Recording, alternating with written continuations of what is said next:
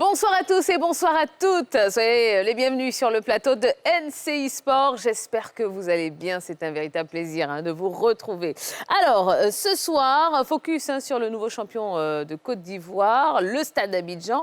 Et puis, du karaté pour les amoureux de sport de combat. Voilà encore un beau programme pour passer en revue l'essentiel de l'actualité sportive de la semaine. Allez, sans plus tarder, je vous propose de suivre le sommaire complet de ce numéro de NCI Sport. Ce lundi dans NCI Sport, vainqueur de la Ligue des champions d'Asie, Franck Kessié se confie. Retour sur le sacre du Stade d'Abidjan en championnat, le film du duel à distance avec l'ASEC Mimosa dans cette émission. Chez les dames, ce sont les Mimosas qui ont dominé la D1. Nous avons passé une journée avec les filles lors de leur dernier match. Suspense jusqu'à la dernière journée, la Ligue 1 vous a-t-elle séduit cette saison? C'est le débat du jour.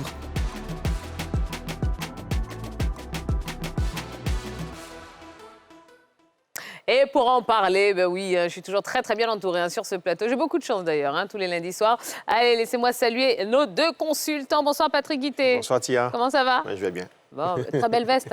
Merci on est beaucoup. presque, voilà. Ouais. On s'est parlé là ce soir. Bon, c'est un plaisir d'être avec vous ce soir. Moi également. Et bonsoir Eric Babou. Bonsoir Tia. Comment ça va? Super bien. Vous avez tombé la veste là ce soir. Ouais, on essaie de changer un peu. Ouais. Ouais, pourquoi Qu'est-ce qu'il y a? C'est le.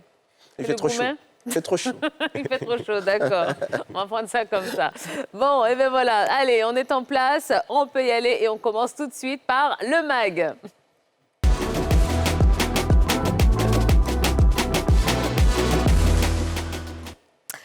La Lonassi Ligue 1 a pris fin cet après-midi avec la 30e journée, avec le sacre du Stade d'Abidjan qui est couronné après 56 ans d'attente. Hier dimanche, les Bleus et Rouges ont célébré leur titre après leur victoire face au Lys de Sassandra. Antoine Mahon et Armel Yao ont suivi ce match du couronnement. Le montage est assuré par Marco Seri.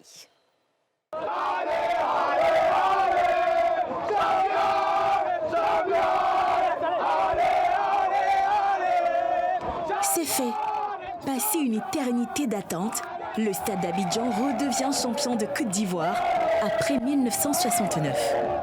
Les Bleus et Rouges brisent le plafond de verre.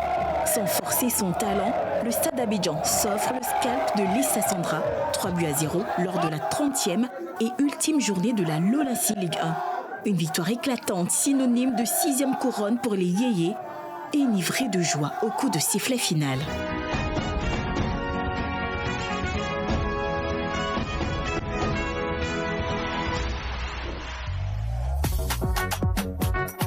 Dimanche, Stade Robert Champroux de Marcory. Le Stade d'Abidjan a un rendez-vous avec l'histoire. Son histoire. Après 1969, les Bleus et Rouges, avec 59 points devant la SEC Mimosa, 56 points, sont à 1 point de leur 6e titre de champion de Côte d'Ivoire. Pour cette ultime bataille, face à Lys Sassandra, les poulains du coach Alexandre Lafitte ne sont pas orphelins. On a attendu ce moment très longtemps. Je crois que rien ne peut nous arrêter. Nous allons fêter ce titre dans toute son allégresse. Après 56 ans d'attente, le Stade touche à son but. Depuis le début de la saison, nous avons vu une équipe du Stade d'Abidjan très solide, qui a été régulière. Malheureusement, pour la Ligue des Champions, ça n'a pas été une réussite. Et il fallait se focaliser sur le championnat. Et je crois que le travail est en train d'être fait. Et par la grâce de Dieu, je crois que le Stade d'Abidjan sera champion au terme de cette rencontre. Ce soir, vraiment, je m'apprête à faire la belle fête. Je sais que nous serons champions de Côte d'Ivoire. Fort du soutien de leur 12e homme, les Bleus et Rouges concrétisent le rêve de plus d'un demi-siècle. Tenu en respect par les requins bleus, Ben Kouyaté place les siens sur orbite vers la fin de la première période. Une avance alourdie en seconde période, malgré une pelouse trempée par Kassoum Koné et Mansour Kouakou. 3-0 au coup de sifflet final.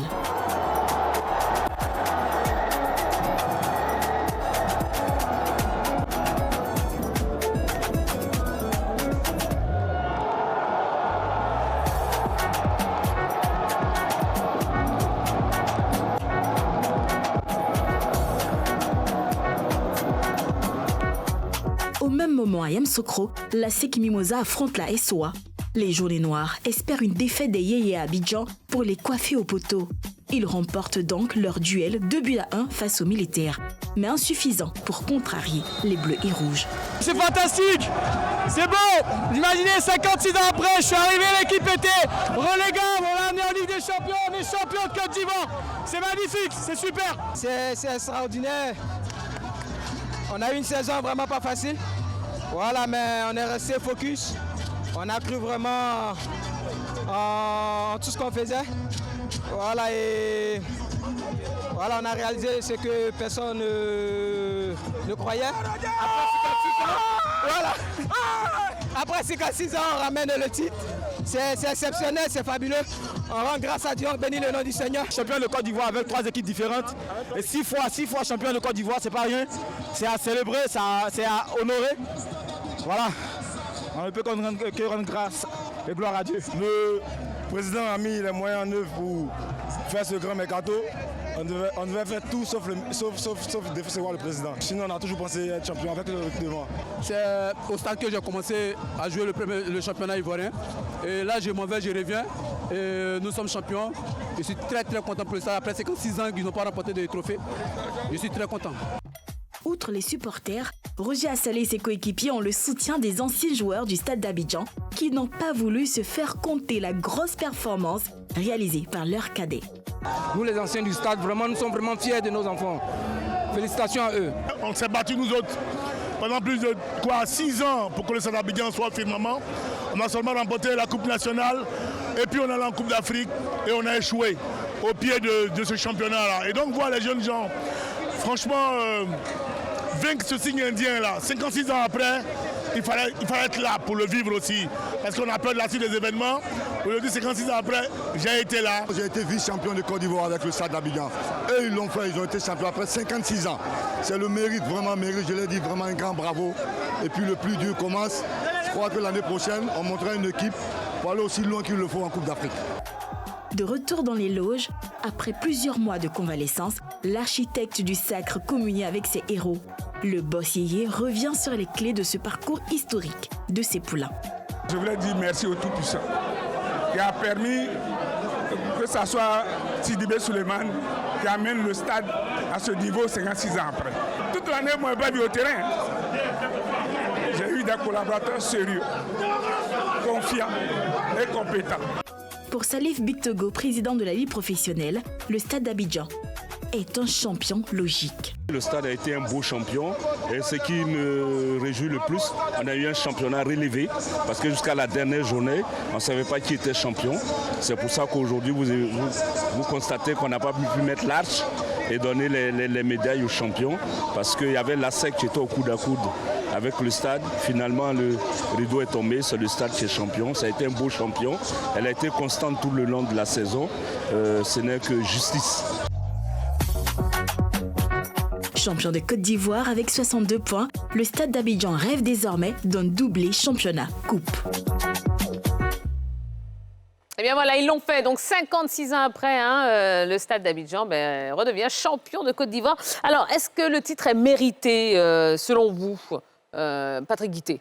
Alors tiens, on l'a dit durant toute la saison sur ce plateau, que s'il y avait un club qui méritait de remporter ce championnat-là, c'était le stade d'Abidjan, beaucoup plus constant, même si c'est vrai qu'il y a eu quelques moments de doute, surtout dans la deuxième partie du championnat, où on a laissé filer la première place pour la céder donc à la FAD, qui a également cédé du terrain.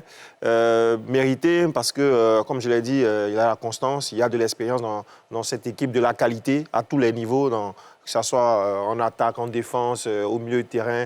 Et puis, il y a beaucoup de confiance. On a osé au niveau donc de la direction du stade pour aller chercher un jeune entraîneur, parce qu'il est très jeune, Alexandre Lafitte, et qui a su conduire je ne dirais pas ces jeunes, mais en tout cas ce mix entre jeunes et anciens. En tout cas, c'est mérité vu, je veux dire, l'étendue du talent et la constance dans les efforts et dans les performances. Elles sont belles, ces images. Honnêtement, elles sont très, très belles. Et merci d'ailleurs à Armel Yao et Antoine Mahan, voilà, qui nous ont rapporté ces très, très belles images. Qu'est-ce qui vous a séduit, Éric Babou, justement, cette saison chez les Yéyés? C'est même pas que cette saison, parce que j'ai eu la chance de les côtoyer pendant un bon bout de temps. Et c'est justice. Pour moi, c'est vraiment justice que cette équipe-là remporte le titre. Tant on dit souvent que le football n'est pas logique. Mais là, cette fois-ci, on a un champion. Et puis, c'est logique. Parce que cette équipe-là, c'est la victoire de la méthode, de travail. C'est aussi la victoire de l'organisation que le président il a mis autour de lui. Il n'était pas présent. Il y a peu d'Ivoiriens qui connaissent le président du Stade d'Abidjan. Absolument. Peu. Mais par contre, derrière, il a su mettre les hommes qui ont travaillé. Et c'est aussi la victoire de l'humilité. Je vais vous dire pourquoi je parle d'humilité. Et ça date de 3 ans pratiquement. Je vais vous donner une anecdote comme ça. Je rencontre l'entraîneur du Stade d'Abidjan. On discute dans les tribunes pendant 30 minutes. Et je lui pose des questions, il m'explique sa façon de concevoir le foot, tout ça. Quand je sors de là, je discute avec le vice-président du stade. Pendant 3 ans, lui et moi, on parle. Et je lui dis que cet entraîneur-là, c'est un entraîneur de qualité. Il est certes jeune, mais c'est un entraîneur de qualité. Ça paye aujourd'hui. Derrière, il y a certains joueurs, voilà, celui que vous voyez, par exemple, le gardien du Stade d'Abidjan. Quand Goro arrive au Stade d'Abidjan, il est en plein doute. Et un jour, il m'appelle. On échange. Et je lui dis non. Goro, il a son statut, mais toi, on connaît tes qualités. Et ça va payer. Et il est resté. Il doutait énormément. Et aujourd'hui, il est champion de Côte d'Ivoire.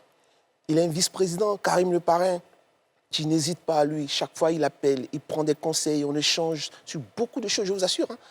Ça fait 3 ans pratiquement qu'on parle. Et aujourd'hui, c'est le résultat de tout ce travail-là. Et c'est à saluer. Moi, je suis ravie. J'ai 2 prophètes comme ça sur le plateau. Un prophète pour les éléphants, un prophète pour la Ligue 1. Bon, ben, c'est génial, ça. Merci beaucoup. Ouais. Oui, vous vouliez rajouter quelque chose? Alors moi, je veux dire que je suis heureux, vraiment heureux de voir ces anciens. Alors, Eric Babou fait partie des anciens du stade, même s'il pense beaucoup plus vers l'Africa Sport. Non, mais, je suis membre de oui, absolument. Et j'ai été vraiment heureux de voir ces anciens-là autour de ces jeunes fêter, célébrer ce titre-là. J'ai vu Omar Ben Salah qu'on a vu, Ndakwadio René, Didier Otokore que je salue au passage, à qui je dis Yako qui a subi un décès. Donc oui, c'est la méthode, le travail, mettre les anciens autour de ces jeunes-là, créer un état d'esprit, tout simplement l'esprit Stade d'Abidjan pour reconquérir donc le titre 56 ans après, il fallait le faire. Oui. Vous savez, avec le stade, les choses sont plus faciles. Hein, parce qu'on le dit, c'est un club d'intellectuels, les gens réfléchissent, ça discute beaucoup. Je vous assure, quand on parle d'environnement, de méthode, moi je suis membre aussi, hein, parce que l'ancien joueur, on ne se réunit pas. Hein. Je suis ancien joueur du Stade d'Abidjan, je suis membre de l'amicale des anciens footballeurs du stade, même s'ils ne me voient pas tout le temps, mais je participe à tout. Mais je vous assure que depuis des années, l'amicale a été réorganisée. Et l'amicale participe effectivement aux décisions qui sont prises par Karim Le Parrain, qui est lui-même ancien joueur du Stade d'Abidjan. Effectivement, moi je suis dans le groupe WhatsApp, donc je vois effectivement le travail qui est fait. C'est là où je parlais d'humilité.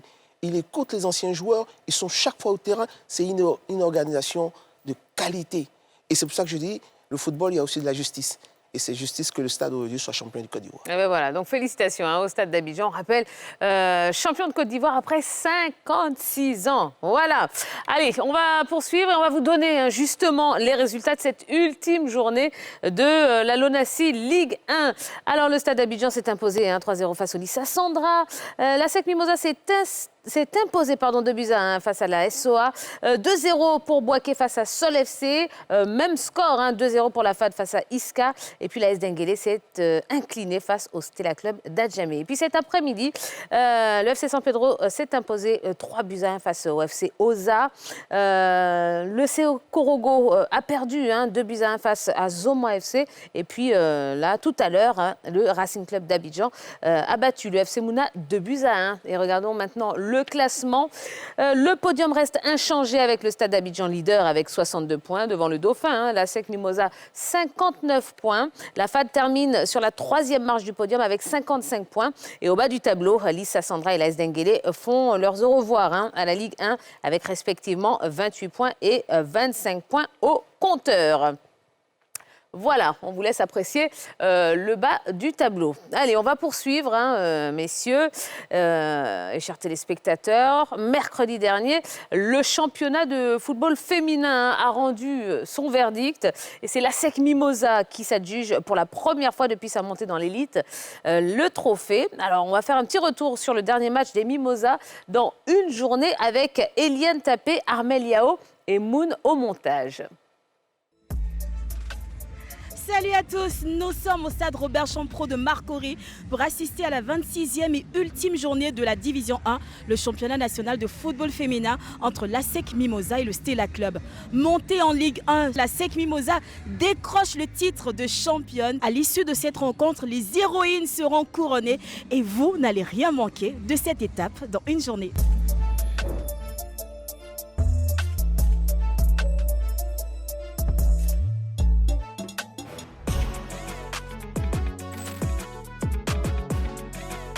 Je profite de la séance d'entraînement d'avant-match pour aller à la rencontre de l'entraîneur de l'ASEC Mimosa, Siaka Traoré, ou si vous préférez coach Gigi. Je veux savoir comment ce match a été préparé. Dans la peau de champion de Côte d'Ivoire, comment vous avez préparé cette rencontre-là? Bon, on a préparé sérieusement, comme les autres matchs, malgré qu'on soit déjà champion. Mais il faut bien finir aussi, c'est important. Donc on a préparé ce match sérieusement pour finir le championnat en beauté. Comment est-ce que vous avez trouvé les filles pour constituer cette équipe qui gagnait d'autres même 19-0, 10-0? Ah, coach! Bon, moi je pense que c'est la deuxième saison. Les filles au début c'était pas facile, hein, il faut le dire. Voilà, il faut le dire parce qu'aujourd'hui en Côte d'Ivoire on n'a pas de centre de formation de jeunes filles. Donc il fallait faire la formation, en même temps préparer la compétition, les matchs, c'était pas facile. Au début c'était difficile, mais après elles ont vite compris. Comme elles sont motivées, elles ont envie, donc ça facilitait la tâche. Et avec les parents, est-ce que c'était facile de les convaincre? Ouais, moi je pense qu'après, les parents au début c'est difficile, mais après, voir que la fille, c'est ce qu'elle a décidé de faire. Les filles aussi, elles font de la formation, hein. Elles font pâtisserie, monitrice du sport, tout et tout. Donc voilà, il y a le foot, mais il y a des métiers qu'elles apprennent qui peuvent les aider demain. Si le foot ne marche pas, elles peuvent s'exercer à ça. Donc voilà pourquoi je dis encore une fois, l'ASEC c'est une garantie. Merci coach, bonne chance. À l'opposé des filles de coach Gigi se trouve le Stella Club. Je me dirige vers le groupe de l'entraîneur Angénor Loukba. Comment se passe la saison? Ça a été difficile, mais en fin de compte, je pense qu'on a une bonne place. C'est une place d'honneur quand même, 3e. Et là, nous sommes là pour pouvoir jouer le dernier match. Est-ce que c'était l'objectif au début de ce championnat-là? L'objectif du Stella, ce n'est pas d'être champion, mais au moins de progresser. Et je pense qu'en termes de progression, on est au top. Vous jouez tout à l'heure contre l'ASEC Mimosa qui marque énormément de buts dans une rencontre. Comment vous avez préparé vos filles? On ne sait pas quoi imaginer quand il s'agit de l'ASEC, mais on n'est pas là pour perdre. On est là aussi pour gagner. On est là pour montrer et démontrer nos qualités. Et bon, je pense que ça sera un super match aujourd'hui. Après le terrain, je me rends dans les vestiaires, histoire de voir un peu l'ambiance qui règne au sein des différents groupes. Tout à l'heure, vous allez affronter le Stella Club. Comment est-ce que vous avez préparé cette rencontre-là, vous et vos coéquipières? Beaucoup de travail, beaucoup de concentration. Voilà, nous sommes très motivés. Ce match-là, on sait que ce n'est pas un match à négliger. Voilà, on va mettre beaucoup d'envie, beaucoup d'engagement pour aller chercher la victoire. Parce qu'ensemble, on a décidé de terminer ce championnat-là en beauté. Aide-toi, Vivant! Aide-toi, Vivant! Bonsoir les filles. Bonsoir. Dis-nous au moins quelque chose avant la rencontre, Capi. L'objectif, c'est de terminer en beauté. Je pense qu'avec mes soeurs, on va terminer en beauté. Merci, merci. Bonne chance et puis à tout à l'heure. La rencontre débute. Les Mognans et les Mimosas se tiennent. À la 30e minute, c'est Ami Diallo sur ce beau geste technique qui trouve la faille. Le score n'évoluera plus jusqu'au coup de sifflet final. 1-0 pour l'ASEC Mimosa. Je me dirige vers la pelouse où j'ai aperçu Lucette Akpa, présidente du département football féminin pour le bilan de la saison. C'était l'ultime journée. Est-ce que l'ASEC est un bon champion? Au bout de 26 journées, durement et âprement disputées par l'ASEC, on ne peut pas douter, l'ASEC a survolé le championnat. Quel est le bilan de cette saison-là? Le bilan, il est positif. On a voulu innover cette année en faisant participer 14 clubs à ce championnat. En aller-retour, nous avons eu 26 journées complètes qui ont été jouées vraiment sans incident majeur. Donc, à mon avis, il est positif. Il est temps de célébrer l'ASEC Mimosa. Je ne vais pas vous priver de ce moment.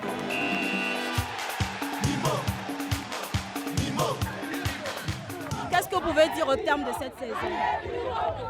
Écoutez, tout ce qu'on peut dire, c'est que nous sommes très heureuses d'avoir participé à ce championnat.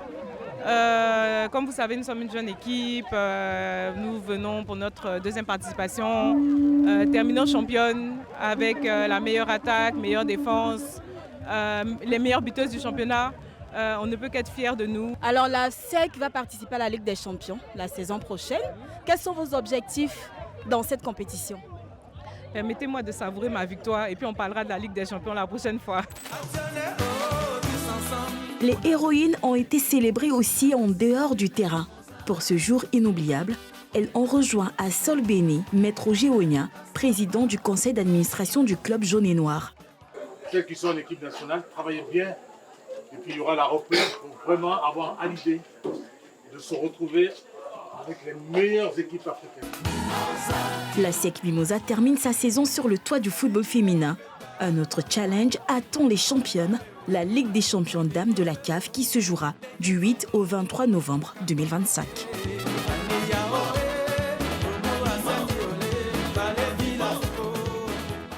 Eh ben, félicitations aux dames de la SEC Mimosa. Alors justement, comment est-ce que vous jugez leur parcours, Patrick Guité? Bon, comme on l'a dit, on survolé le championnat. Il y a eu beaucoup plus de sérieux. Il y a eu des recrues qui sont arrivées. On a vu même l'intervenante là au micro de Liliane Tapé avec un Français assez soutenu qui savait où elle partait quand elle analysait un match. Donc c'est pour vous dire que tout était mis en œuvre au niveau de la SEC Mimosa pour aller glaner ce trophée-là. Pour ne pas que la SEC passe une saison blanche, tout simplement. C'est ça. Et puis, on a vu quand même des scores quand même assez fantastiques tout au long de cette saison. Oui, c'est dire la qualité de cette équipe-là et puis de ces joueuses. Elles font exactement ce que les garçons ne font plus. Un recrutement de qualité. Oui. Voilà, les garçons, ils ont complètement abandonné. Et elles redonnent le goût de la victoire aux actionnaires qui ont pratiquement oublié qu'au football, il faut gagner des trophées. Aujourd'hui, les filles, elles gagnent des trophées et c'est pour ça qu'on joue au football, gagner des trophées. Elles marquent beaucoup de buts. Ça fait partie aussi des plaisirs que les supporters retrouvent dans le foot. Et donc, voilà, ça fait plaisir. Voilà, enfin, des supporters Mimosa, tu vas se réjouir, ils vont un beau trophée. J'ai vu le président Maître Roger soulever ce trophée-là. Oui. Ça fait un moment qu'il n'en a pas soulevé véritablement. Mais là, il est tout heureux et ça fait plaisir. Voilà. Alors, elles sont championnes de Côte d'Ivoire, ce qui veut dire qu'elles vont participer dès la saison prochaine à la Ligue des champions. Ou des championnes d'ailleurs, je vais militer pour qu'on dise la Ligue des championnes, parce que c'est pas normal, la Ligue des champions dames. Alors, justement, à quel niveau est-ce qu'elles doivent s'améliorer justement pour bien figurer sur le continent? C'est au niveau de la défense forcément, parce qu'en Ligue des champions, en Ligue des championnes... Merci, faites-moi plaisir, merci beaucoup. C'est beaucoup plus compliqué, parce que vous avez des équipes beaucoup plus huppées du côté donc, du Maghreb, notamment du Maroc ou de l'Afrique du Sud. Donc il va falloir s'armer au niveau de la défense. Et puis, quand même, à ces débuts, elles sont mises en confiance en championnat. Il va falloir rééditer ce type donc, de performance-là pour espérer aller un peu plus loin au niveau africain. D'accord, oui, Eric. Oui, déjà, il faut faire des recrutements, continuer sur cette lancée-là. Recruter des joueuses qui ont déjà plus ou moins le niveau de cette compétition africaine-là. Parce que c'est vrai que c'est un effectif de qualité, mais pour une compétition comme la Ligue des champions, je pense qu'il faut recruter un peu plus haut. Et puis, dès maintenant, permettre à ces filles-là de rencontrer des équipes un peu plus aguerries pour qu'elles aussi se frottent à ces compétitions. Il n'y a pas de secret dans le foot.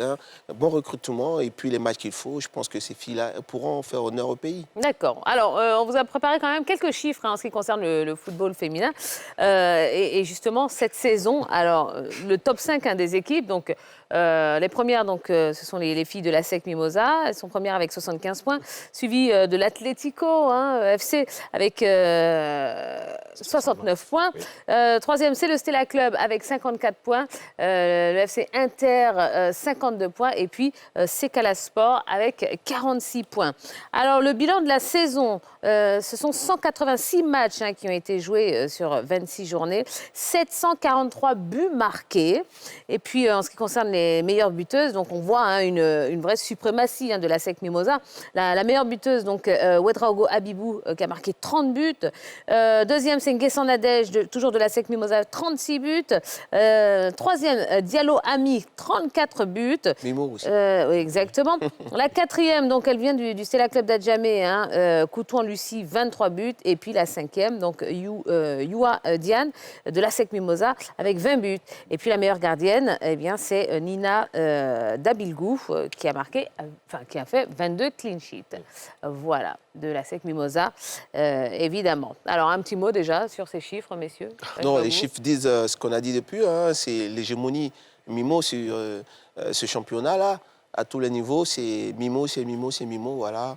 Donc, félicitations à ces filles-là. Ouais. Bravo. Maintenant, les autres équipes doivent se mettre à travailler, se mettre au diapason, parce que dans tout ça, je n'ai pas vu quelque chose que je souhaitais voir, mais bon, c'est pas grave. On ne va pas vous demander quoi. Non, c'est pas la peine. Non, pas de question. On a tous compris. Non, mais moi, ce qui attire mon attention, c'est la différence de but au niveau de la SEC, plus 169. Ouais. Plus 169 buts, c'est énorme, tout simplement. C'est pour dire que les Mimosas ont complètement survolé ce championnat. Ouais. Attention à l'effet trompe-œil, avec ses performances au niveau local. Ouais, on a l'impression qu'on est très, très, très haut niveau. Mais il va falloir, comme Eric l'a dit, recruter, se préparer sérieusement pour aller affronter l'Afrique, parce qu'au niveau africain, eh bien, c'est notre réalité. Absolument. D'accord, très bien. Bon, voilà ce qu'on pouvait vous dire sur le football féminin, justement, cette saison. Alors, on va passer à l'entretien de ce soir. Et pour l'entretien, on va prendre la direction de Jeddah, en Arabie Saoudite, pour retrouver Franck Caissier. Le capitaine des éléphants, récent vainqueur de la Ligue des champions asiatiques, nous raconte justement sa saison. On le retrouve ici au micro d'Yves Borisvet. À la caméra, Armel Yao et Hervé Kiessé. Et puis, c'est Moon qui a fait le montage. Piling on the pressure, ball into the middle, Kessier with the header, and it's 2-0.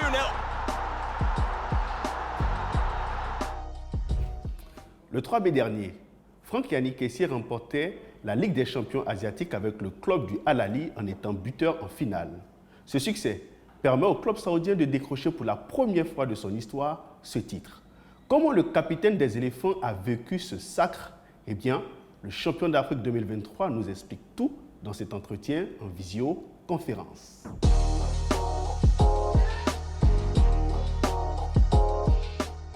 Franck Caissier, bonsoir, comment vas-tu?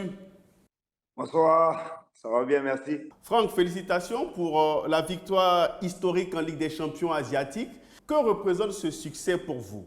Ce succès représente beaucoup parce que arriver dans un championnat qui est nouveau, dans un nouveau continent et tout, juste à la deuxième année gagnée, je crois que c'est pas évident. Donc, c'est un sentiment de joie qui m'anime et puis je suis très heureux de ce que moi et mes coéquipiers avons réussi à faire. C'est le premier titre de Ligue des champions asiatiques pour cette formation du Al Ahly. Quelle a été l'ambiance au sein du vestiaire après cette victoire? Ça a été une très grande fête. Et tu as tous les supporters qui sont sortis. On a écrit notre histoire avec le club. Être présent et remporter le premier titre, je crois qu'il n'y a pas mieux. Franck, on a vu dans certaines vidéos qui ont circulé sur la toile, vos coéquipiers en train de danser au son de certains chanteurs ivoiriens.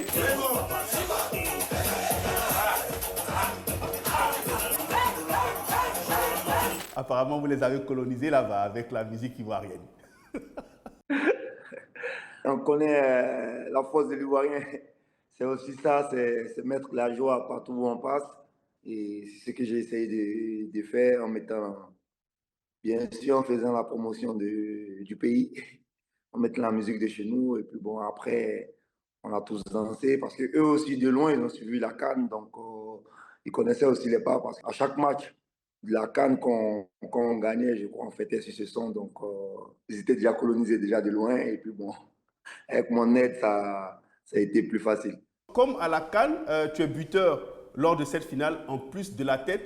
On s'est dit, mais ça commence à devenir une habitude avec le capitaine de l'équipe nationale de Côte d'Ivoire d'être décisif dans les grands matchs. C'est une grâce de marquer, surtout dans un moment très, très décisif comme ça, comme une finale. J'ai la chance que cette grâce-là passe par moi.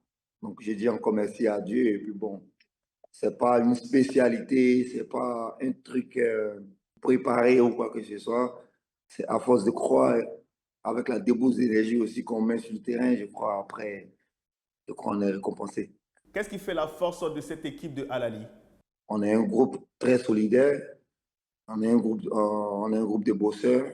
Je crois qu'on a été juste récompensé avec tous les efforts qu'on a fournis pendant les phases de poule jusqu'en finale, et aussi avec les déplacements et aussi le championnat et tout.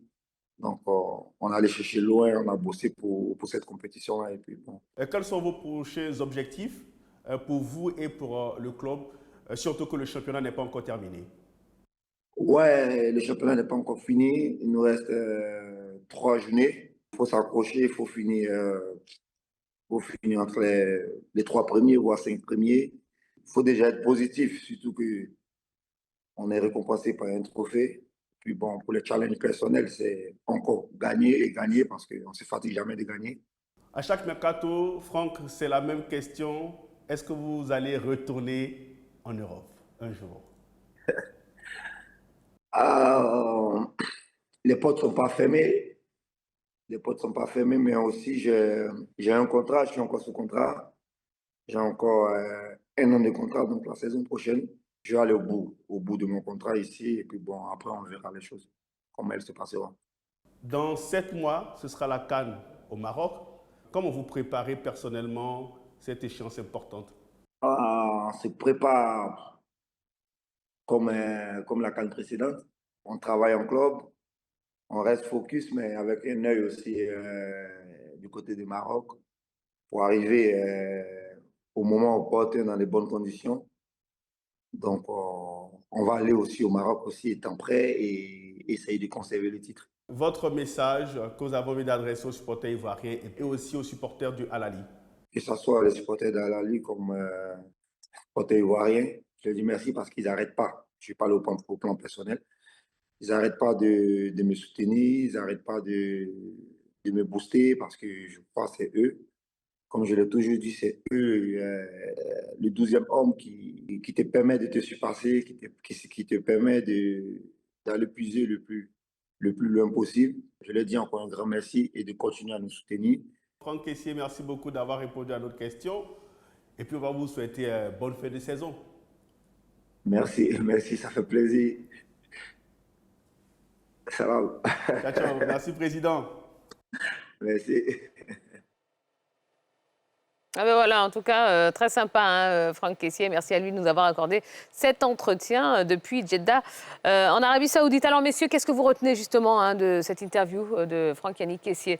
On commence avec vous, Éric Babou. La panthère de Zebizekou.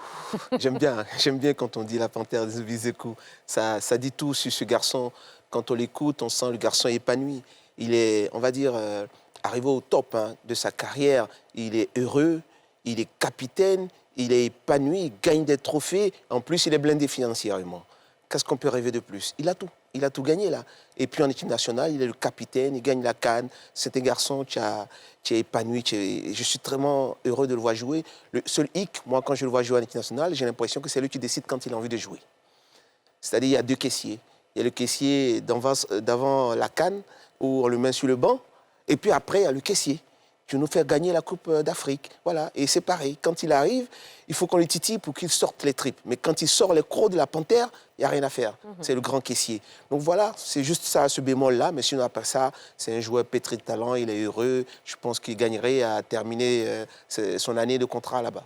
Patrick Guité, qu'est-ce que vous retenez? J'ai senti de la maturité, de la sobriété. C'est vrai que c'est un joueur très important de son club, qui accepte de faire une interview, d'accorder une interview à NCI, s'habiller de manière sobre, parler de manière sobre, même si c'est une grosse star. Pour ceux qui ont pu y aller dans son club ou ceux qui ont pu regarder sur les réseaux sociaux, il a des zones qui lui sont réservées, c'est-à-dire que c'est véritablement une star. Et aujourd'hui, voilà, il garde la tête sur les épaules, la tête froide pour continuer sa carrière. Aujourd'hui, 29 ans, il a encore tout à gagner.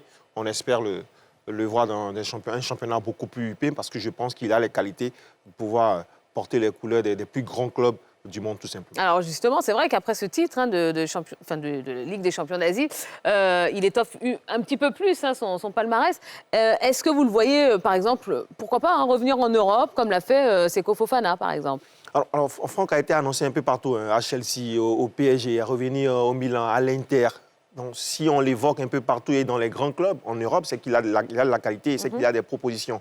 Maintenant, comme il a dit, il veut finir son année de contrat et après voir venir. Mais ça, c'est ce qu'il dit. Parce qu'après, lorsque vous êtes approché par de très grands clubs et que il y a de très, très beaux projets qui vous sont présentés, vous pouvez vaciller tout simplement. Oui, clairement, c'est un joueur de grande qualité. Il n'a plus rien à prouver. Là, aujourd'hui, il est sollicité un peu de partout. Mais il a dit lui-même, il veut terminer son année. Pourquoi? Parce qu'il est heureux. Il est heureux, il est épanoui. Il a envie de... Et ce sera un dilemme énorme pour lui. Contrairement à Seko, tu étais en perte de vitesse, tu n'arrivais plus à performer là-bas. Donc lui, il avait besoin d'un autre challenge. Mais lui, ce garçon-là, il est épanoui comme pas possible.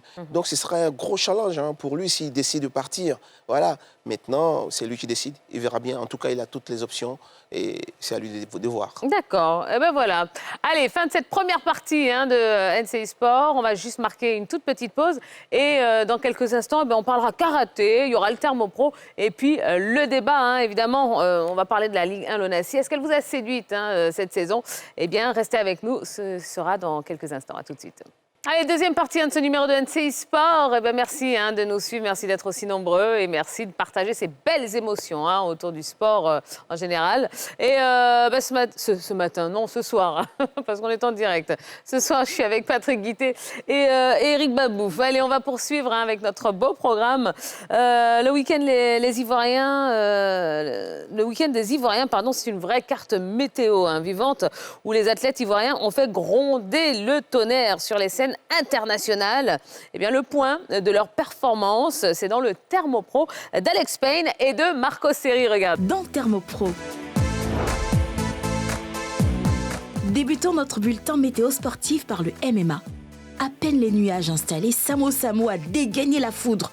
Opposé au Camerounais Steve Lekefak, l'Ivoirien a déclenché l'orage dans l'octogone. Samedi, lors de son deuxième combat en MMA, il a envoyé son adversaire au tapis par KO au 3e round, comme une rafale bien placée qui balait tout sur son passage. Encore jeune dans sa carrière, Samo s'impose déjà comme un phénomène météo à surveiller de... Et Marco Seri.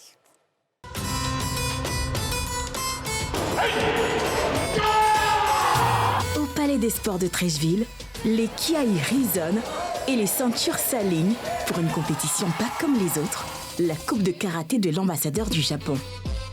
Symbole vivant de la coopération nippo-ivoirienne datant des années 1960, ce tournoi conjugue sport, culture et respect dans une atmosphère empreinte de discipline.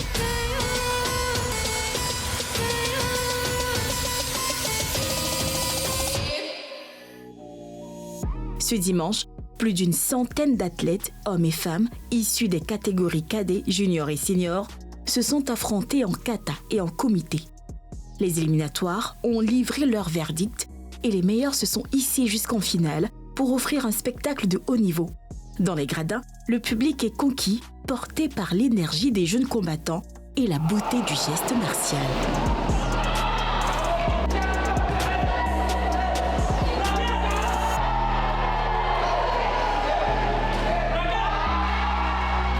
Mais la coupe, c'est bien plus qu'un podium. Elle célèbre l'esprit du karaté-art né à Okinawa et transmis comme une école de vie, bien au-delà de la simple performance. Une philosophie que partage son Excellence Junji Gomakubo, ambassadeur du Japon, qui salue ici la force du lien culturel entre Tokyo et Abidjan. J'ai constaté encore une fois qu'il faut s'avancer dans le domaine de coopération sportive. Et karaté, c'est un très bon exemplaire. Et puis, je suis très ému de voir jeunes Ivoiriens disciplinés, entraînés et puis sérieux dans le tournoi. Les lauréats ont été récompensés dans chaque catégorie, dans une ambiance marquée par le fair play et la camaraderie. Témoignage à l'appui, les champions du jour disent ce que le karaté leur a appris, Dépassement de soi, confiance, respect de l'adversaire. Le karaté participe à mon épanouissement. Je suis graphic designer. Ça m'aide à développer ma créativité, de cultiver la maîtrise en soi et de développer mon leadership. Je suis très heureuse parce que c'est un long moment de travail. Je n'ai pas abandonné. Et voilà, aujourd'hui, ça a donné ce que ça a donné. Du côté de la fédération, la satisfaction est palpable. En plus du succès de l'événement, le président annonce une ambition nouvelle, digitaliser le parcours des athlètes et mieux structurer leur avenir à travers un accompagnement plus fluide et moderne. Dans le partenariat que nous avons avec l'ambassade du Japon, il y a un montant fixe que l'ambassade nous verse chaque année et cela nous permet d'organiser ce championnat-là. Naturellement, nous complétons. Mais ce qui est important pour nous, ce n'est pas tellement cet aspect-là. C'est le partenariat qu'on peut avoir avec le Japon, avec des clubs au Japon, avec des fédérations au Japon, de sorte que nous puissions partager la connaissance et partager aussi, bénéficier de leur expérience. Parce que n'oublions pas que beaucoup de nos arts martiaux sont d'origine japonaise. Avec près de 1000 pratiquants recensés dans toutes les régions du pays, le karaté continue de tracer sa voie en Côte d'Ivoire. Et la Coupe de l'Ambassadeur en est, chaque année, l'un des plus beaux reflets. Organisée en partenariat avec la Fédération ivoirienne de karaté-do, la compétition vise à renforcer les liens entre les deux nations, tout en mettant en lumière les valeurs fondamentales du karaté, rigueur, humilité et excellence.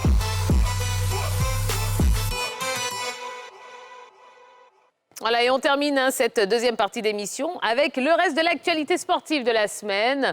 C'est NCI Sport News qui vous est proposé par Armel Yao et Moon.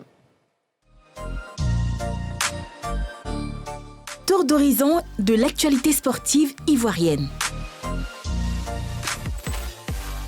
Fitness, la 60e édition de la Fitness Party. L'Association ivoirienne de fitness, sous l'égide de la Fédération ivoirienne des sports aérobiques et fitness, a organisé samedi la 60e édition de la Fitness Party à Cocody de Plateau. Plus de 500 amoureux des activités aérobiques ont pris part à cette journée festive. Il faut rappeler que l'objectif de l'EFIT est de faire du fitness le moyen alternatif de prise en charge de la santé, la forme et le bien-être des populations en Côte d'Ivoire. Taekwondo, Cheikh Cissé, ambassadeur. Nommé ambassadeur de l'ONU par la sécurité routière, Cheikh Cissé a été fait récemment ambassadeur des Nations Unies pour la Déclaration des droits de l'humanité, DDHU. C'était lors des festivités du 10e anniversaire de cette structure onusienne, le 13 mai dernier à Genève, en Suisse. Le champion de taekwondo s'est dit prêt à contribuer au respect des droits et d'égalité pour tous. Boxe, le choc des titans, 6e édition. La 6e édition du Choc des Titans est lancée. Samedi, la caravane a posé ses valises à Bobo Baoulé pour les quarts de finale. 7 combats ont meublé cette soirée pugilistique. Malgré la forte pluie, le public a répondu présent à l'appel du promoteur Jimmy Traoré pour soutenir les boxeurs. Prochaine destination, Yopougon, le 24 mai. Éliminatoire mondial moins de 20 ans féminin. Les éléphantos qualifiés pour le second tour. La Côte d'Ivoire s'est qualifiée pour le second tour des éliminatoires de la Coupe du Monde 2026. Les filles du sélectionneur Lassina Dao ont battu la Gambie 5-0 dimanche au stade olympique Alassane Ouattara d'Ebimpe dans le cadre du match retour du premier tour. Prochain adversaire de la Côte d'Ivoire, le Maroc. MMA, Francis Mozou conserve sa ceinture. L'Ivoirien Francis Mozou a remporté la saison 3 de la Ligue Éric Favre Nation MMA disputée samedi. Opposé au Tunisien El Kefi Sadok lors du combat main event, le tenant du titre a contraint son adversaire à l'abandon au premier round. Prochain rendez-vous le 4 novembre prochain à Conakry, en Guinée. Randonnée, un autre samedi du Miss. La 9e édition des samedis du ministère de l'Intérieur et de la Sécurité, communément appelée Samedi du Miss, a eu lieu samedi au Plateau. L'objectif est de réunir tous les corps qui constituent la police de Côte d'Ivoire pour encourager le partage, l'union, la solidarité autour du sport, véritable facteur de rassemblement.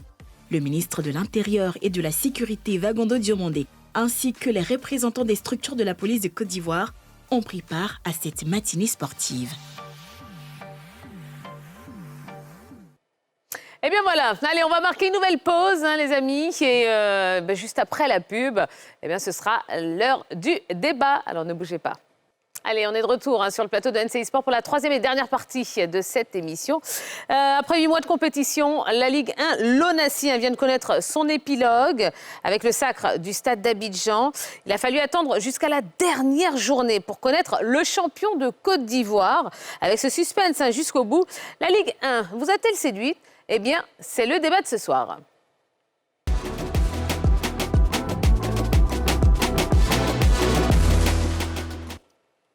Et pour en parler, en plus de Patrick Guité et d'Éric Babou, nous avons deux autres consultants, Monsieur Mohamed Sidibé. Bonsoir. Bonsoir, Tia. Comment allez-vous? Très bien, et vous-même? Ça va très bien, merci. Et de l'autre côté, j'ai Guillaume Aoutou. Comment ça va? Ça va, merci, Tia. D'accord. Allez, messieurs, on y va. On va débattre autour de cette question. Alors, commençons déjà. Voilà, rarement on a vu un tel suspense dans le championnat ivoirien. Comment est-ce que vous l'expliquez, Guillaume Aoutou? Nous, personnellement, je l'explique par la volonté des clubs d'aller chercher ce titre et surtout par la volonté de présidents qui ont de l'ambition, qui veulent donc titiller la SEC Mimosa qui domine très régulièrement ce championnat. L'année dernière, c'était le FC San Pedro, cette année, le Stade d'Abidjan. Et on voit des équipes comme le Racing Club d'Abidjan, même si cette année, ils n'ont pas fait un très bon championnat. Mais il y a des dirigeants qui ont de l'ambition et qui ne s'en cachent pas, qui l'affirment, qui l'affichent d'entrée. Et je pense que pour moi, cela peut expliquer cette fin de championnat époustouflante que nous avons connu cette année. D'accord, Mohamed Sidibé. Oui, c'est le même constat. Depuis que notre championnat est passé à 16 équipes, on a des matchs qui sont beaucoup plus disputés, donc on a un championnat qui est plus disputé. L'hégémonie de la SEC Mimosa des années passées, je pense qu'est aujourd'hui un vieux souvenir. On a l'Africa aujourd'hui qui peine à monter en Ligue 1, donc qui est toujours en Ligue 2. Donc aujourd'hui, il y a de nouveaux clubs qui s'affichent avec des moyens financiers plus importants, avec une meilleure organisation, tel que le stade d'Abidjan. Aujourd'hui, on a le Zoma FC, on a Mouna, on a le Racing Club d'Abidjan. Donc il y a aujourd'hui de nouveaux acteurs qui ont compris en fait que le football moderne nécessite d'avoir une organisation différente, qui aujourd'hui sont un peu projetés sur le futur. Donc ils essaient de mieux s'organiser pour pouvoir saisir de meilleures opportunités. Du coup, peut-être la SEC n'est plus aussi attractive que ça. Donc les autres équipes ont la possibilité d'avoir de bons joueurs. On a l'AFAD aujourd'hui qui termine 3e. Pour moi, c'est ce qui peut justifier aujourd'hui cette embellie de notre championnat et pour moi, c'est à l'honneur de la Côte d'Ivoire. D'accord. Éric Babou, ouais, même question. Qu'est-ce qui explique justement qu'on ait eu à attendre jusqu'à la fin de la saison pour connaître le champion? Non, il y a eu du suspense, mais le suspense n'est pas forcément parce que les équipes sont de qualité. Vous pouvez avoir des joueurs, des équipes médiocres qui vont créer du suspense. C'est pas parce qu'il y a du suspense qu'il y a forcément de la qualité. Non, pas du tout. Pas du tout. Donc, comment vous l'expliquez, vous? Ce suspense, pour moi, c'est dû à des équipes qui se tiennent pratiquement. Il y a une seule équipe qui a pris le dessus, c'est le Stade d'Abidjan. Parce que, justement, c'est la seule équipe qui a montré réellement de la qualité, qui s'est bonifiée les années comparativement aux années précédentes, en termes de qualité, en termes de recrutement, en termes d'organisation. C'est une équipe qui a fait la différence cette année, c'est le Stade. Et on en a parlé tout à l'heure, donc c'est justice que cette équipe-là prenne le dessus. Voilà. Mais sinon, quand vous regardez toutes les équipes, elles ont régressé. Vous regardez les équipes qui animaient le championnat. L'équipe, écoutez, moi j'ai l'impression que la qualité, elle est générationnelle. Aujourd'hui, quand je regarde ces gens qui parlent de qualité du football ivoirien, de qualité du championnat, j'ai l'impression qu'ils n'ont pas connu le football ivoirien. Je me pose la question. Aoutou, non, permettez que je termine, s'il vous plaît. Permettez que je termine. Vous n'allez pas commencer déjà, calmez-vous. Donc, je disais... Je peux continuer. Voilà, s'il vous plaît. Voilà. Terminé. Voilà. Par exemple, Aoutou, tu es un homme qui a du vécu. Ce serait difficile aujourd'hui qu'il nous parle de qualité en termes de championnat. Et même quand vous revenez 2 ans, 3 ans en arrière, prenez le cas d'une équipe comme le RCA. Cette équipe, c'est l'équipe qui nous faisait tous lever au stade Champrou en termes de qualité de joueurs, qualité de jeu. Tu avais un entraîneur comme Bassireki qui est aujourd'hui en train de montrer toutes ses qualités avec l'équipe nationale. Aujourd'hui, cette équipe-là, en termes de qualité, a baissé. Elle a perdu tous ses joueurs de qualité. Quand vous regardez RCA aujourd'hui, vous avez vu la difficulté de cette équipe-là. Mais derrière, aucune équipe ne nous fait flamber, aucune équipe ne nous fait lever à part le stade aujourd'hui. D'accord, donc c'est parce que voilà, il y avait des équipes qui se tenaient tout au long de cette saison. Voilà. D'accord, ok. On aura l'occasion de développer. Patrick Guité. Je parlerai plutôt du binôme Constance et Inconstance. inconstance de certaines équipes qui étaient à la tête, qui auraient pu s'échapper. On a parlé notamment de l'AFAD qui n'a pas su saisir l'occasion de s'échapper.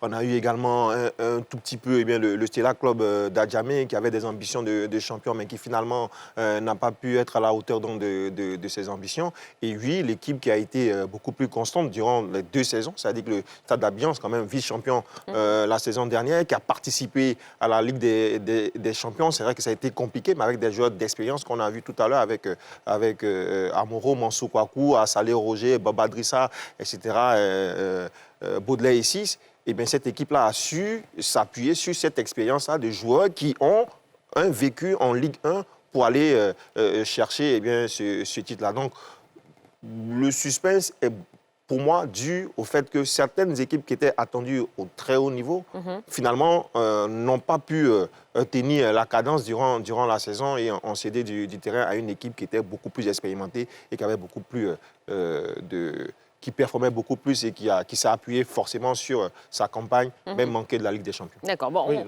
oui, allez-y. Moi, je pense que peut-être Eric est un peu nostalgique des années où l'Africa et la SEC d'Abidjan avaient une hégémonie sur le championnat national. Je pense que c'est un vieux souvenir. Ils comprennent aujourd'hui que les autres équipes se réorganisent. Attention, mais on remportait des Coupes d'Afrique. Mais aujourd'hui, le championnat ivoirien, quoi qu'on puisse faire des critiques, on fait partie du top 10 d'un point de vue africain. On a réussi l'année dernière à avoir 4 clubs en Coupe africaine. Et cette année, je pense qu'on est bien parti pour avoir le même nombre de clubs. Pour moi, c'est des indicateurs importants qui montrent... Attends, mais pour aller en Coupe d'Afrique, ce n'est pas toutes les équipes qui vont en Coupe d'Afrique. Ce n'est pas tous les pays qui arrivent à passer. La Côte d'Ivoire, c'est le minimum. Mais je finis. C'est le minimum pour la Côte d'Ivoire. C'est le minimum. Et à votre époque, c'était comme... Non. Je vais vous demander aussi de laisser les autres s'exprimer. Voilà, merci beaucoup. À l'époque ancienne, comme nous, on est relativement jeunes, c'était combien de clubs en fait, qui jouaient la Coupe africaine? Ce n'était pas plus de 2. Aujourd'hui, on en a 4. Pour moi, c'est une satisfaction. Et ce qui...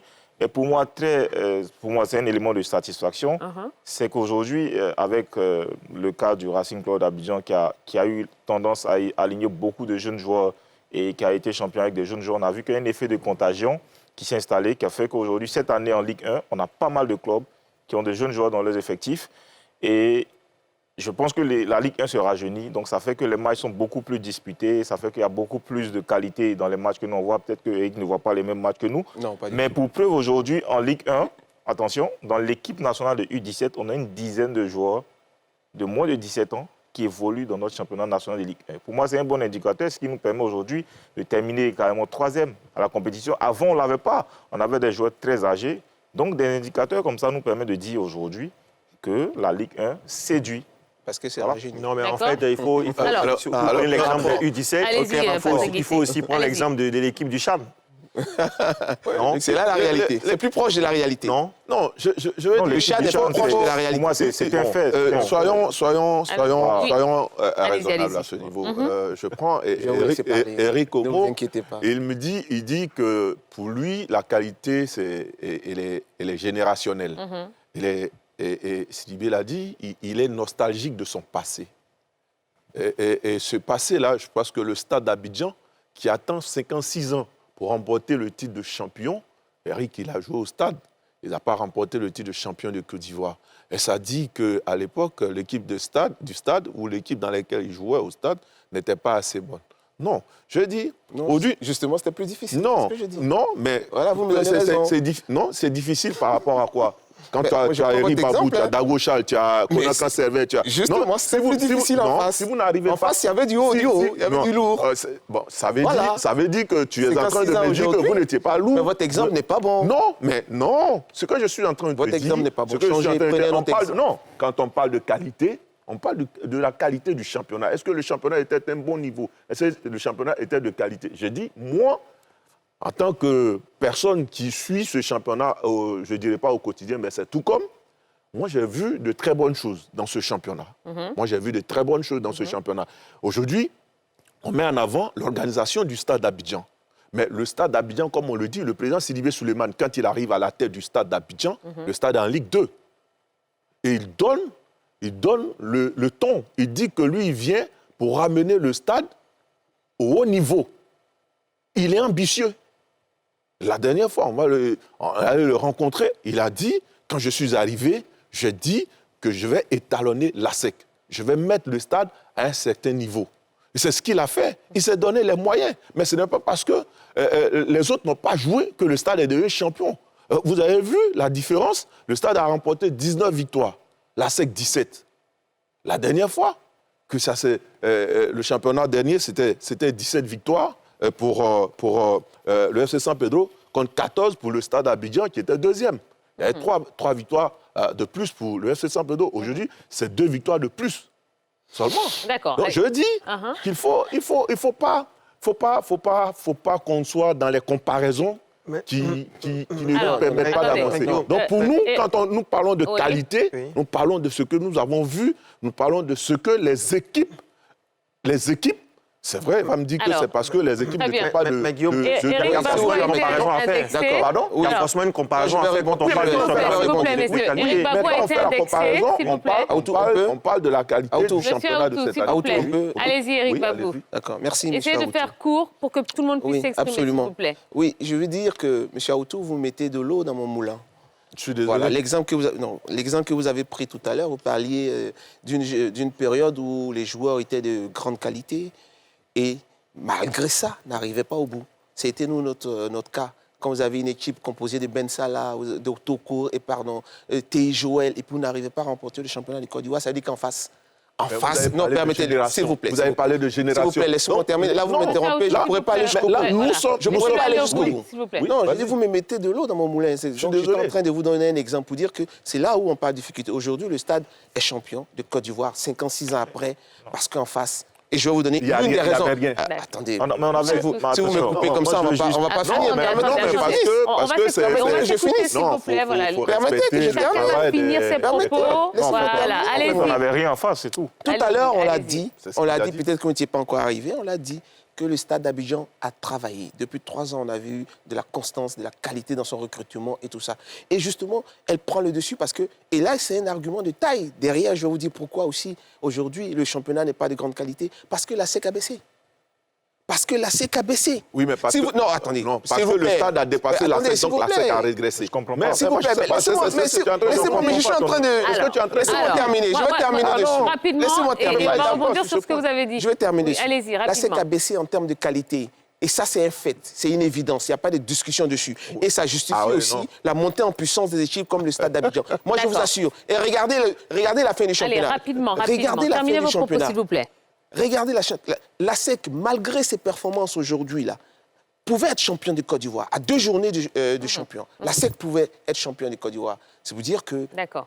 Allez, voilà, Patrick Guité, Éric Babou a dit, il a parlé de la SEC. Bon, est-ce que c'est la SEC qui a baissé ou bien les autres équipes finalement qui ont monté en termes de niveau? Alors moi, à mon niveau, je veux dire que depuis quelques années, la SEC n'est plus un baromètre du football local. Pas du tout. En termes de formation, en termes de qualité d'effectifs, en termes de production, la SEC, pour moi, n'est pas le baromètre du football local ivoirien. Vous avez des équipes qui jouent mieux que la SEC, même en Ligue 2. En Ligue 1, on a parlé du Racing Club. J'ai vu le match de Mouna FC face au Stade. Alors, c'est vrai que le Stade a gagné, mais Mouna FC, ça circule bien le ballon. On joue au football, à la SOA, à la FAT. Donc, la SEC, pour moi, n'est pas le baromètre du football ivoirien actuellement, parce qu'en termes de recrutement, de qualité individuelle, il n'y a plus de génie à la SEC, il n'y a plus de qualité individuelle, et le coach, Julien Chevalier, est le premier à le reconnaître, dire qu'il n'a pas un effectif de qualité, parce que où il a des jeunes joueurs ou des joueurs qui n'arrivent pas à endosser la technique de la SEC. Il est très mal placé pour le dire. C'est lui qui fait les recrutements, il va chercher les joueurs. Je pense que quand un entraîneur fait les recrutements, c'est parce qu'il estime que les joueurs ont de la qualité. Je suis désolé de le dire, mais c'est-à-dire que vous êtes en train de minimiser le travail des autres clubs. Parce que la SEC n'a pas été capable d'élever son niveau. Non, c'est parce qu'on dit... Je parce que la SEC n'a pas eu d'équipe. Moi, j'ai dit tout simplement que la SEC n'était depuis des années plus le baromètre en termes de production, en termes de qualité, en termes de qualité individuelle, avec de l'ambition et avec des moyens. On est loin. Donc, allez, s'il vous plaît, Mohamed Sidibé, on vous écoute. Moi, je suis un peu surpris de l'argumentaire d'Éric Babou, parce que est-ce qu'il est nostalgique de l'époque où on avait deux grandes équipes. Non, attention, on est obligé de... Est-ce que ce championnat est de qualité? Est-ce qu'il a vécu les derbies à SEC Africa? Soyons courtois sur cette Est-ce que vous avez vécu les derbies à SEC Allons-y, Africa? Est-ce qu'on préfère avoir un championnat avec deux équipes qui ont tous les moyens... Attends, je finis. Qui ont tous les moyens du championnat et qui arrivent... Qui ont tous les moyens du championnat, qui arrivent à aspirer tous les meilleurs joueurs et qui s'interchangent le titre de champion d'une année à une autre, ou bien on préfère aujourd'hui avoir une dizaine d'équipes qui ont investi... Attention, pas le niveau qui baisse. Peut-être qu'on ne regarde pas les mêmes matchs. Nous, on va au stade. Non, pas du tout. Nous, on a vécu les derbies à SEC Africa. À l'époque, tu avais à SEC Africa. En dehors de la SEC Africa, tu avais quelle autre équipe qui arrivait à tenir... Ça tirait toutes les équipes. Attention, zéro. Ce derby l'a tiré. Mais dans tous les pays au monde, ça existe. Attendez, laissez-le terminer. Allez-y, Mohamed, allez-y. Donc, pour nous, on estime qu'avoir deux seules équipes dans un championnat qui tire totalement le championnat et qui domine le championnat, pour moi, ce championnat, il n'est pas attractif. Après, on sait carrément... C'est pas dire des choses comme ça. D'accord. C'est prévisible. On va évoluer, on va essayer d'évoluer, s'il vous plaît. Allez-y, rapidement, terminez vos propos, Mohamed, et on va continuer. Il y avait quand même le Stella, le Stade d'Abidjan, il y avait la SEC Mimosa, il y avait des équipes. Il y avait même le Sporting Club de Gagnois. On va couper les micros le ce soir. Stella a juste maximum 5 titres de champion de Côte d'Ivoire. Et tout le reste, c'est la SEC, c'est l'Africa. Aujourd'hui, sur les 10 dernières années, vous avez 7 équipes qui ont gagné le championnat. Pour moi, c'est plus compétitif, c'est plus engagé, parce qu'en réalité, tu as des équipes qui mettent les moyens. Tu as Zoma FC, qui existe aujourd'hui, qui met les moyens, même s'ils ne finissent pas. Tu as l'équipe de Soa, qu'on voit bien jouer aujourd'hui, avec de très jeunes joueurs qui produisent de la qualité. On a parlé du Racing Club d'Abidjan depuis quelques années qui produisent de la qualité. On a des équipes comme le Mouna FC qu'on a vu aujourd'hui avec le Stade d'Abidjan. Toutes ces équipes-là arrivent à faire aujourd'hui des efforts, à batailler avec des joueurs qui refusent d'aller à la SEC et acceptent d'aller jouer dans ces équipes. Parce qu'il y a une organisation qui est en place. Et pour moi, j'estime que ça fait que l'offre aujourd'hui est beaucoup plus alléchante. Il y a beaucoup plus de possibilités, il y a beaucoup plus d'équipes mieux organisées, plus qu'avant. Et pour moi, ça renforce le championnat attractif. D'accord. Seulement à regarder. S'il vous plaît, l'attraction cette année, c'était en seconde division, vous savez ça. Aujourd'hui, les matchs ont été les plus suivis. En Côte d'Ivoire, ici, qui ont fait le plus d'audience. Vous savez que ce sont les matchs en deuxième division. On n'est pas dans le bon débat, s'il vous plaît. Là, on est en train de déplacer le débat. Allez, on poursuit. Je vais vous donner quelques... Voilà, justement, vous me demandez des statistiques. J'ai des chiffres pour vous, donc concernant cette saison 2024-2025. Nombre de buts sur l'ensemble de la saison, 513 buts pour 240 matchs. Nombre de victoires à l'extérieur, 64. Nombre de victoires à domicile, 98. On va regarder le top 5 des meilleurs buteurs. Meilleur buteur, donc c'est Kevin Bakare, du CO Korogo avec 14 buts, suivi de Draman Kamagaté du FC San Pedro, 14 buts également. Célestin Ekwa de la SEC Mimosa, 13 buts. Alors, Isaac Ako de Mouna FC, 13 buts. Oumar Konaté du FC Oza, 12 buts. Regardons la meilleure attaque, donc celle du FC San Pedro, 49 buts. Le Stade d'Abidjan a marqué 47 buts. La SEC Mimosa a marqué 46 buts. Au niveau de la meilleure défense, c'est la SEC Mimosa qui n'a encaissé que 21 buts. La FAD en a encaissé 24. Le Stella en a encaissé 24 également. Allez, je voudrais quelques réactions concernant ces chiffres. Guillaume Aoutou. Moi, ce sont des chiffres qui me parlent. Voilà, après, quand on dit que ce n'était pas de qualité, moi, j'ai vu de très, très beaux gestes. Avec, il y a beaucoup plus de buts chez les filles, hein.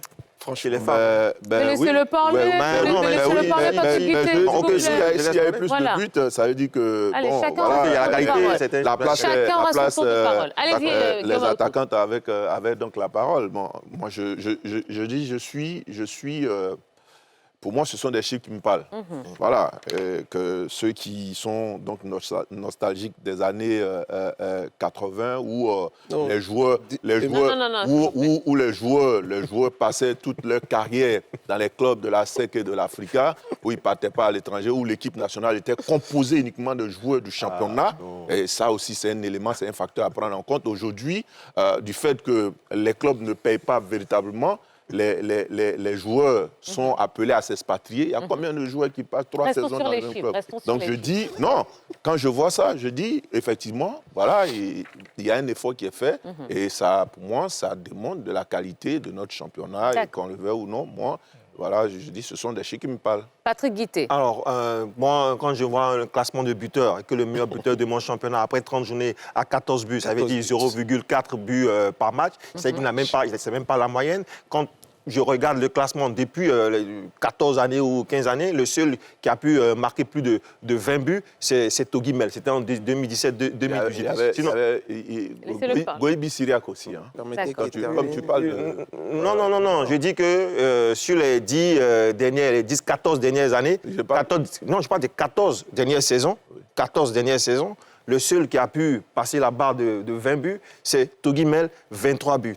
Après, on oscille entre 8 et 17 buts dans un championnat. C'est une constance au niveau donc, des meilleurs buteurs. Donc, moi, quand on me dit que ça, c'est attrayant, quand on me dit que on grimpe, quand on me dit on grimpe, 240, quand on me dit on grimpe au rideau, quand on me dit qu'on grimpe au rideau, lorsqu'on va au stade, Félix Houphouët-Boigny, stade Robert Champroux, ou même au stade de Côte d'Ivoire, puisqu'ils sont en Ligue 1 maintenant et on va aller jouer là-bas. Moi, je suis étonné, tout simplement. Et les gens nous empêchent, ils ne veulent pas qu'on fasse de la comparaison. Mais on se rappelle d'hier parce qu'aujourd'hui, il n'y a pas grand-chose. On s'arrête sur hier parce qu'aujourd'hui, il n'y a pas de génie. Il n'y a pas de qualité technique. Les techniciens eux-mêmes s'accordent à le dire. J'ai dit que Julien Chevalier lui-même n'était pas satisfait. On va parler des entraîneurs dans quelques instants. Donc, il veut partir aux années 90. Non, même pas aux années 90. Rapprochons-nous. On a connu des Yakonan Didier ici. On a connu des Djira Boulaye, etc. Il n'y a pas longtemps, ceux-là. Ils étaient là. Alors justement, vous avez évoqué les entraîneurs. Est-ce qu'ils ont été à la hauteur de vos attentes, Mohamed Sidibé? Bon, moi, en termes de statistiques, déjà, je pense qu'on est, sur les 3 dernières années, on est dans la même moyenne. On a autour de 500 buts par championnat. Donc pour moi, on reste dans le même tempo. Cette année n'est pas largement au-dessus. Mais au niveau des entraîneurs, on a beaucoup d'instabilité. Donc c'est difficile quand même de juger le travail en fait, d'un entraîneur parce que la plupart des entraîneurs, vous notez qu'après quelques saisons ou quelques matchs, lorsque ça ne marche pas, ils sont pour la plupart du temps licenciés. Mais quand même, l'entraîneur du Stade d'Abidjan qui est beaucoup plus constant, pour moi, c'est celui que je dirais qui tire un peu son épingle du jeu. Depuis bientôt, je pense, 3 ans, il est à la tête de l'équipe. Il est allé en Coupe africaine. Il a toujours été à la hauteur. Il a réussi, pour moi, à faire des choses intéressantes. Pour moi, peut-être c'est le seul entraîneur que je peux mettre en évidence. En dehors de lui, je note globalement que les autres, il y a beaucoup d'instabilité, donc c'est difficile de juger. Donc, ce qui explique qu'il n'y a pas de qualité. Non, attends, après, ce n'est pas des éléments de qualité. Après, on a Chevalier au niveau de la SEC d'Abidjan qui essaie de faire du bon boulot depuis quelques années. Il a été champion sur une période relativement... il a eu 2 titres, je pense, de champion de Côte d'Ivoire, mais après ça, les recrutements qui ont suivi n'ont pas forcément été à la hauteur. Mais comme on le dit, on parle des meilleurs buteurs de notre championnat. On nous dit qu'on a 15 buts. Mais le meilleur buteur... attention, 14 buts ou 15 buts, c'est pareil. Non, c'est pas pareil. Tu as des championnats où tu as 38 journées, où tu as maximum 20 buts. Dans les championnats européens. Donc, il ne faut pas forcément... faut pas forcément faire des comparaisons. C'est quel championnat?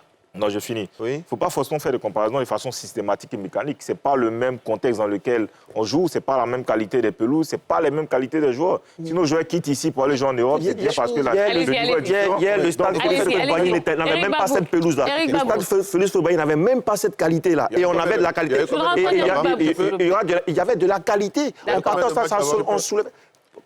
Combien de matchs ça? Au stade Houphouët-Boigny. En quelle année? Cette année. Je n'en sais rien. Moi, je dis tout simplement que hier, il y avait des matchs au stade Félix Houphouët-Boigny où la pelouse était décriée. Mais les Babou Eric, les Konan Kanservé, les Zoko Zéphirin, etc. Et quand je reviens, je dis, il y avait Yakonan Didier. Il n'y a pas longtemps qu'il y avait Yakonan Didier. Il n'y a pas longtemps qu'il y avait Zabayou Hugues. Il n'y a pas longtemps qu'il y avait Patrick Ndoa. Il n'y a pas longtemps. Il nous reste 6 minutes d'émission. Les Gossans, il n'y a pas longtemps ça. Eric Babou, laissez le tour d'Eric Babou, s'il vous plaît. Wawa Chris. On a connu Quentin Boulaye. Voilà. C'est du niveau de tout ce que je viens de citer là. Moi, je vous ai écouté tout à l'heure. Et puis, s'il vous plaît. Allez, laissez-le. Il nous reste 6 minutes d'émission, s'il vous plaît. Je vous ai écouté tout à l'heure et les arguments même que vous avez donnés nous donnent raison. Vous n'avez fait que dans votre... tout ce que vous avez dit, c'est de montrer des joueurs qui ne sont pas au niveau des entraîneurs, j'ai noté, des entraîneurs, la valse des entraîneurs parce qu'ils ne sont pas bons.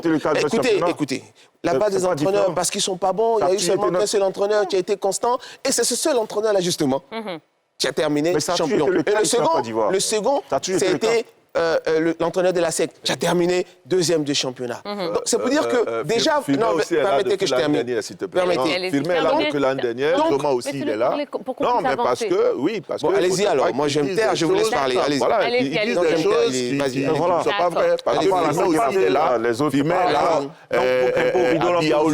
Il est là à la tête de choses de Zoma. Voilà, et donc, il ne faut pas qu'ils nous disent que non, c'est parce qu'il y a eu les vases des entraîneurs. Mais c'est lui qui l'a dit, il ne fait que répéter ce qu'il a dit. Non, on parle de qualité de notre champion. Voilà. C'est ce qu'il a dit, je prends ses arguments, je répète ce qu'il a dit. Non, on ne pas dire ça. Alors on va avancer, Non, laisse-moi terminer, je vais terminer dessus. Alors, en 2 secondes, si vous Oui, je vais terminer dessus. Parce qu'il a lui-même fait le diagnostic. Non, pas du tout. Il a dit les entraîneurs, la base des entraîneurs, ça fait qu'il n'y a pas de qualité dans les équipes. Il a dit des joueurs qui ne sont pas de qualité. Quels sont vos arguments, Eric Babou ? Donc bref, quand vous sortez de tout ça, vous savez... Tout à l'heure, on parlait de l'argument du suspense. Vous avez même posé la question. Ce suspense-là, est-ce que c'est un gage de qualité du championnat? Je vous ai dit, moi, je ne pense pas que ce soit le cas. Et je vais vous dire pourquoi. Regardez, quand vous prenez le championnat, en termes de suspense, je vous dirais même qu'il y en a eu plus en seconde division qu'en première division. Est-ce que pour autant la deuxième division est meilleure que la première division? Non. C'est pas le cas. Donc c'est pour dire que... Parler de la deuxième oui, non, division, je fais un rapport pour que vous compreniez que le suspense ne dit pas que le championnat est de qualité. Non, juste pour parler simplement, du suspense. c'est tout. Je vous dis que c'est pas un gage de qualité, le suspense. Allez, dernière question. Il nous reste 3 minutes d'émission. Je termine en même temps. Laissez-moi vous poser la dernière question, parce que c'est un sujet aussi qui a fait couler quand même beaucoup d'encre. Donc le Stade d'Abidjan qui recevra son trophée le 31 mai, soit 2 semaines après son titre sur le terrain. Est-ce que c'est une décision qui vous convient ou c'est quelque chose qui vous a choqué? Allez-y. Vous savez, on a 3 minutes d'émission. Oui. Vous avez 30 secondes. D'accord. Il n'y a rien de surprenant. Parce que depuis quelques années, 3 ou 4 ans, tout nous choque. Nous sommes fatigués, en fait. La vérité, c'est qu'on ne parle plus parce que nous sommes fatigués. Tout se fait à l'envers. Je vous donne un exemple encore, en plus de ce que vous venez de dire. Le Stade d'Abidjan, qui est censé être champion, joue le premier match. Le Stade d'Abidjan n'a même pas le temps de fêter son titre quand on leur demande de sortir parce qu'il y a un second match. En termes de programmation, c'est inadmissible. C'est un exemple encore. Et il y en a comme ça. On peut vous en citer plein dans la saison. En termes d'organisation, il y en a plein. Ça veut dire que ce championnat-là, et là, quand on parlait, vous posez la question c'était quoi? Est-ce que ça vous séduit? Comment vous voulez qu'on soit séduit avec tout ça? On ne peut pas. Une équipe de champion de Côte d'Ivoire, on vous dit sortez du terrain parce qu'il y a un second match. Mais où on a vu ça? D'accord. Oui, non, après, on a dit être séduit, c'est dans le contenu. Donc, concernant, après, naturellement, autour de l'organisation, non, autour de l'organisation... On dit la Ligue 1, c'est la question. Absolument, c'est ce que je dis. Autour de l'organisation de notre compétition, il y a eu des évolutions majeures. Certes, mais je pense qu'il y a beaucoup de choses à faire. Aujourd'hui, on hérite un peu de la CAN parce qu'on a de nouveaux terrains, ainsi de suite. Donc, on commence à les utiliser tout doucement. Après, on ne peut pas le déployer de façon systématique. Ça nécessite beaucoup de moyens et une organisation différente. Mais je pense quand même que remettre le trophée aussi tard, pour moi, ça reste un élément de l'organisation qui serait à améliorer. Mais en tout état de cause, pour moi, tout ne va pas se faire du jour au lendemain. C'est vrai, on a eu du progrès. On va être un peu exigeant envers la fédération de pouvoir faire tout au même moment et de la meilleure des manières. Mais pour moi, j'estime qu'il y a eu un progrès par rapport à l'année dernière et ça, il faut le saluer.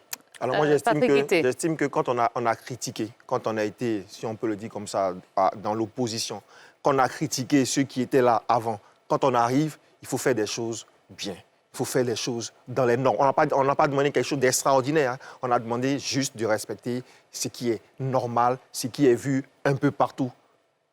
Le Stade d'Abidjan, 56 ans après, champion de Côte d'Ivoire, voir son titre être célébré ainsi, je trouve ça inadmissible. Et je pèse mes mots, j'essaie d'être un peu gentil pour dire inadmissible. On ne peut pas être champion et puis attendre 1 semaine ou 2 semaines après aller célébrer son titre sur la pelouse de quelqu'un qui a été champion l'année d'avant. C'est pas possible. C'est pas possible de demander aux gens de dormir là et d'attendre d'aller fêter. Peut-être qu'on va leur donner leur trophée peut-être dans les jardins de la fédération qu'on a déjà vu tout ça. Football. Deuxième chose, on parle du trophée, c'est vrai. Mais la 30e journée, partout au monde, les dernières journées les matchs se jouent en même temps. Comment se fait-il qu'on joue des matchs le week-end et puis le lundi? Séduit. Ça ne peut pas nous séduire. Quelle est l'attractivité de notre championnat si on continue à l'organiser ainsi? Alors, c'est vrai, le président Yacine Idriss Diallo est arrivé. Il fait du bon boulot avec les éléphants de Côte d'Ivoire. Je pense que pour le football local, il doit maintenant. Alors là, maintenant, parce que ça va servir dans son bilan, le football local va servir à l'attaquer. Parce que c'est à ce niveau-là où il y a eu tellement de choses qui ne sont pas bonnes. Donc, il faut qu'il mette les bonnes personnes aux bonnes places pour que notre championnat soit beaucoup plus attractif. Parce que ça également, ça participe à l'attractivité de notre championnat. Il faut saluer l'arbitrage aussi. Bon, je mets tout ça dans le même sac et je dis que voilà, nous sommes choqués. Nous sommes choqués et ça fait plusieurs années que nous sommes choqués que les choses se font à l'envers dans notre football. Oui, non. Pour une fois, je partage. Comment pour une fois de mes lettres. Non, je pense que non. Il faut être un peu plus. Il faut être un peu plus sérieux pour dire que non, attends, moi je gagne un trophée, je m'attends à le recevoir là, sur place, pour vraiment faire la fête. Parce que, pourquoi on met à San Pedro? Parce qu'il y a la finale de la Coupe nationale. Le stade est en demi-finale, mais si le stade ne va pas en finale, ils vont faire le déplacement à San Pedro juste pour aller recevoir un trophée. Payer le transport alors qu'on aurait pu utiliser cet argent-là pour faire des podiums, 2 podiums, que ce soit à Yamoussoukro, un podium au stade Robert Champroux, donner 2... Ça se fait partout. On aurait pu organiser la remise là. Je pense que ça aurait pu donner encore plus de joie aux joueurs du stade et surtout à leurs supporters qui étaient portés disparus et qui sont apparus un coup. Le dimanche, voilà. Voilà l'effet des trophées. Ben voilà, donc vous voyez un peu... Surtout que la fédération avait, je pense, l'année dernière, acheté des trophées type pour chaque compétition. Je pense que quand même, sur la fin de la compétition... Oui, on a vu les échantillons. Donc sur la fin de la compétition, je pense que ça aurait pu être quand même différent. D'accord. Vous avez vu les échantillons. Allez, voilà ce qu'on pouvait vous dire donc, concernant cette Ligue 1 Lonassi. On espère que vous avez pu vous faire une petite idée. Merci beaucoup à tous nos consultants. Merci Mohamed Sidibé. Merci Patrick Guité. Merci Eric Babou et merci Guillaume Aoutou. Merci Tia. Oh là là, bon, d'accord, on en parlera hors antenne. Allez, les amis, on vous souhaite de passer une excellente fin de soirée. Bonne semaine à tous et rendez-vous lundi prochain pour un nouveau numéro de NCI Sport. Et on se quitte comme d'habitude avec des prolongations. Bye bye.